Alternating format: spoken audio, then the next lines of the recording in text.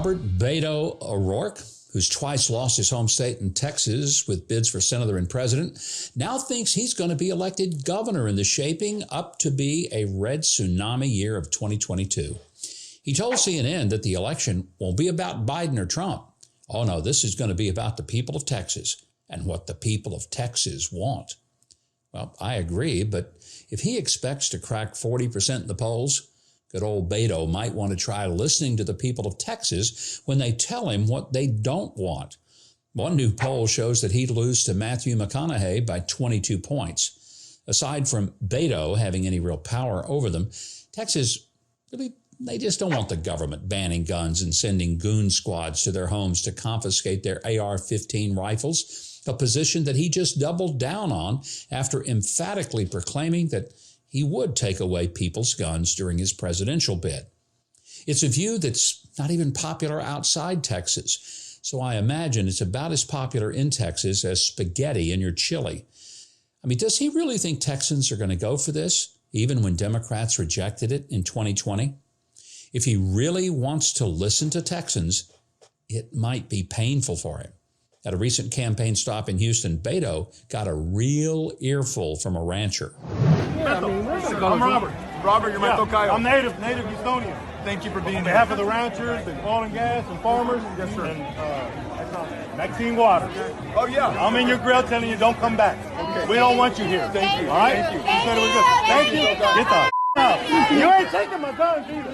You ain't taking my guns. Don't even try to get your hands off of me. The man proceeded to pull out a "Come and Take It" flag, which has a cannon on it and the words, "Come and Take It." And he held it up for Beto to see. But I got a feeling Beto had his head too far in the sand to get the message. Well, it's not just Beto, though. The rest of the Democrats have had their heads in the sand about what Americans care about, too. When asked if Beto's anti-gun stance will alienate voters, Texas Democrats insisted it would not. If they keep up that level of self-delusion, the 2022 elections are going to be a bloodbath, metaphorically speaking, of course, because Democrats just can't stop shooting themselves in the foot. A group of House Democrats, including, of course, squad member Representative Alexandria Ocasio-Cortez, penned a letter to Senate Democrats. Somehow they've now learned to write.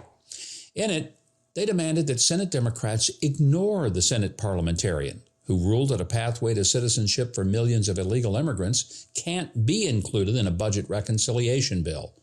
Their so-called argument is that the parliamentarian's role is only advisory, it's not binding, and that the citizenship change would have a massive budgetary impact.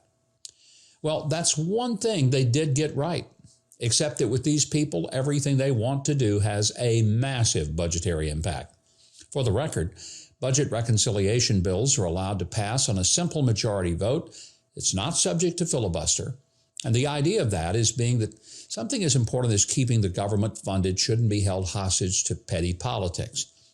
However, Democrats have begun widely abusing this rule to shove through all sorts of unpopular and transformative legislation that could never garner 60% support in the Senate. That's precisely why the founders created the Senate, to prevent the tyranny of the majority and to put the brakes on any unconstitutional power grabs that some of the hotheads in the House just might send up their way. AOC and the other leftists find it terribly inconvenient that there are some rules built into the system that would prevent them from shoving their radical agenda right down our throats with only the tiniest of majorities. Since taking power, they've dreamed up all sorts of rule changes to get around those roadblocks, from eliminating the filibuster to stacking the Supreme Court to suggesting a combined House-Senate majority vote. This is just the latest desperate gambit to seize even more power. They're trying to force as much America-transforming radicalism through as they can because I think they sense that after the next election, they're going to be such a tiny minority that they'll be officing out of a broom closet. You know, I'm so old, I remember the hilarious claims by people like AOC that democratic socialists were totally different from old-style socialists. Those socialists abused power to force their will onto millions of people and steamrolled over anyone who got in their way. Democratic socialists are so different. They have the word democratic in their name. While another of the radical squad members, Representative Rashida Tlaib, gave an interview to Axios, she found it impossible to defend her own positions on such insane policies as closing down all federal prisons and releasing everyone in them.